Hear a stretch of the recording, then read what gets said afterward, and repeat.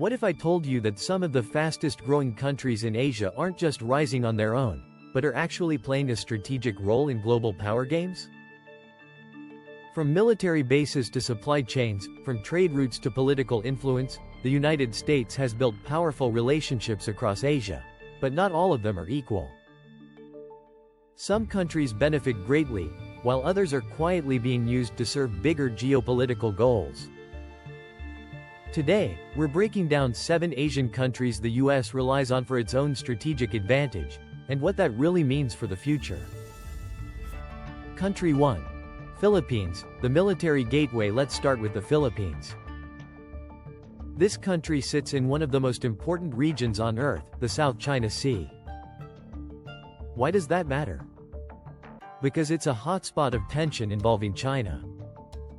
The US has expanded military access here through agreements like EDCA, allowing American troops to use local bases.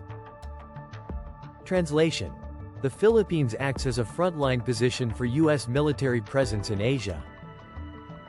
While the country gains defense support, it also becomes a potential flashpoint in global conflict. Country 2. Japan.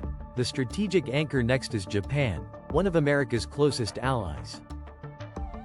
Home to thousands of US troops, Japan is essentially a permanent military hub.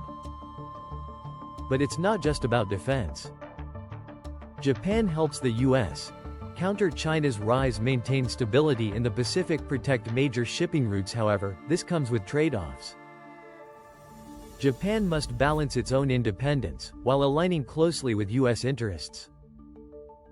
Country 3. India, the economic counterweight. Now let's talk about India. Unlike others, India isn't a formal ally, but it's incredibly important. Why? Because India is seen as a counterbalance to China. The US invests heavily in tech partnerships, defense cooperation, trade relations. India benefits from growth and global influence, but at the same time, it's being positioned as a key player in a larger rivalry.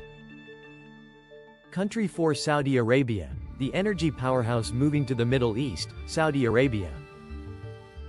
For decades, this relationship has been about one thing: oil.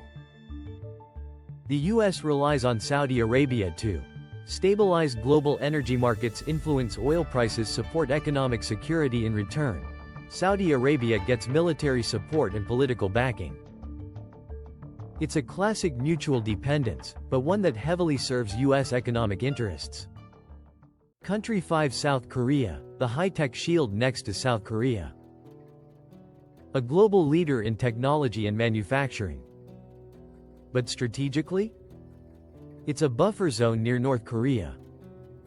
The US maintains a strong military presence here to deter threats, monitor regional tensions, maintain influence in East Asia. Meanwhile, South Korea plays a key role in global supply chains, especially in semiconductors.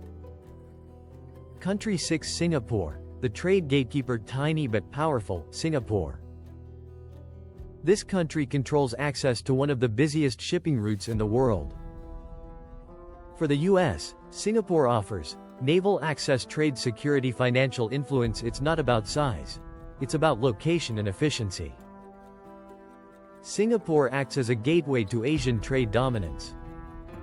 Country 7. Pakistan, the strategic connector. Finally, Pakistan. A country often overlooked, but incredibly important. Pakistan has historically been key for military logistics, regional intelligence, access to Afghanistan during major conflicts. The US relied heavily on Pakistan's geography. But this relationship has been complex, with trust issues on both sides. Still, Pakistan remains a strategic connector in South Asia. So what's the big picture? These 7 countries aren't just partners, they're part of a global strategy. The United States uses alliances to maintain global influence, secure trade and resources, counter rising powers. But here's the real question: are these countries benefiting equally, or are they being used as pieces in a much bigger game? Because in geopolitics, there are no permanent friends, only permanent interests.